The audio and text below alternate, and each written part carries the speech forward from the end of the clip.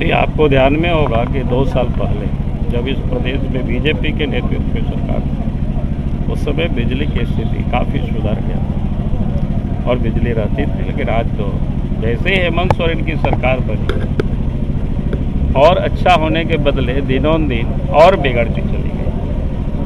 तो इसलिए आज जो राज्य में बिजली की हालत जो खराब है, हेमंत सोरेन की कुव्यवस्था के कारण ये कुपरिणाम है। ये सर जो खनन पट्टा लिया गया, ये कहाँ तक जाएगा सर ये मामला? आप लोग इसके लिए क्या करें? हम लोगों ने तो राज्य के महामहिम को ज्ञापन सौंपे हैं और हम लोगों ने कहा है कि इन्होंने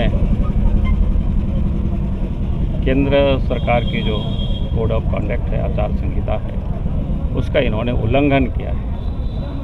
क्योंकि ये पद में रहते हुए मुख्यमंत्री और खनन मंत्री भी है और रहते हुए उन्होंने अपने नाम से खनन पट्टा लिया। ये बिल्कुल अपराध है, दंडनीय अपराध है और इसलिए इनकी सदस्यता जानी चाहिए। तो अखबारों में ही रोज़ देख रहे हैं कि महामहिम ने शायद इलेक्शन कमीशन को भेजा है और इलेक्शन कमीशन ने भी जवाब तलब किया है। अब हमें लगता है कि अब बहुत दिन दूर नहीं है, क्योंकि जो गलत किया है तो फिर उसकी सज़ा तो उनको मिलेगा ही, भुगतना ही उनको पड़ेगा। आगे झारखंड की क्या राजनीति देख रहे हैं? देखिए, पहले तो जितना हम लोग मांग कर रहे हैं कि भाई अब ये सरकार वास्तव में जितना दिन रहे, ये तो एक घटना है, उन्होंने गलत किया है, लेकिन गलत नहीं भी करते, बाकी वो कुछ कम ही कर नहीं रही है। अब 28 महीनों से सब कुछ काम बिल्कुल ठप पड़ा हुआ है, कहीं कोई काम नहीं हो रहा है। हाँ, कमाने में ये पूरा परिवार लगी हुई है, 2-2 हाथ से लूट रहे हैं, लुटा रहे हैं।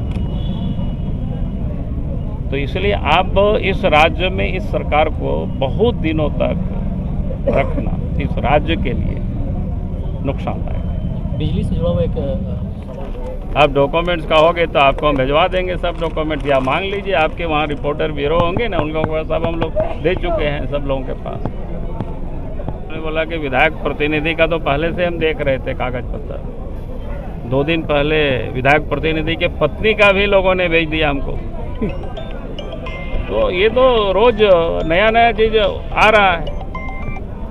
तो कोई दस्तावेज है, कोई हम ऐसे थोड़े अपने ओर से जामा जुबानी यूँ ही हम नहीं बोल रहे हैं। बोले वो लोग यहाँ नहीं मिला है उनको, लीजिए आप गलत प्रचार कर रहे हैं। कम मिल रहा है, दूसरा राज्यों को क्यों कम नहीं मिल रहा है बताओ? बगल में बिहार है ना, पता कर लीजिए, बॉर्डर चले जाइए, वहाँ बिजली अच्छी रहती है।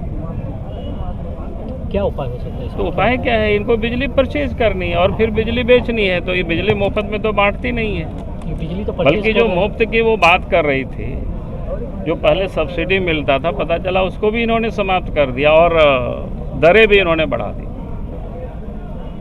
तो बिजली तो इन्होंने परचेज करना और बेचना, इतना तो काम है, और करना क्या है? सरकार का ये परचेज हो रही है, 15 से 20 रुपया तक यूनिट में वो खरीद रहे हैं बिजली, लेकिन बावजूद ये समस्या बनी। लेकिन बिजली कहाँ मिल रहा है? तो खरीद रहे हैं तो कहाँ जा रहा है बिजली बताओ? लोगों को तो नहीं मिल रहा है ना। सवाल वो नहीं है, इन्होंने जो भी बिजली परचेज करते हैं या इधर उधर करते हैं, सब पैसा इनकी तिजोरी में जा रहा है। आज अगर आप पता करें, मैं तो रांची की बात बता रहा हूँ जहाँ मैं रहता हूँ, तो पिछले महीनों का मैंने देखा कि 26,000 का बिल आया है, जबकि प्रत्येक महीना 8,000 9,000 बिल आता था। मेरा अपनी आवाज़ का बता रहे हैं। हमने पता किया कि भाई क्या मामला क्या है, बोला कि रांची में बहुत सारे गड़बड़ी हुई है।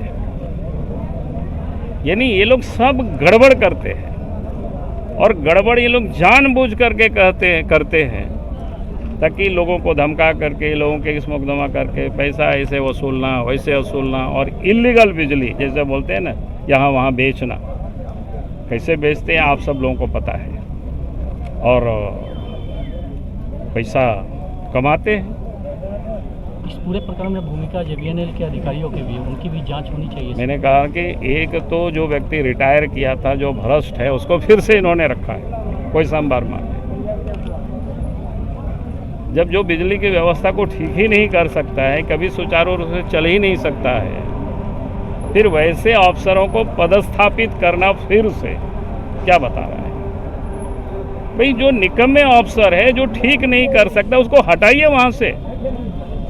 आप ऐसे अफसर को बना करके रखें, इसका मतलब तो साफ है कि आपको पैसे वो दे रहे हैं, जनता को चाहे जो भी हो जाए परेशानी।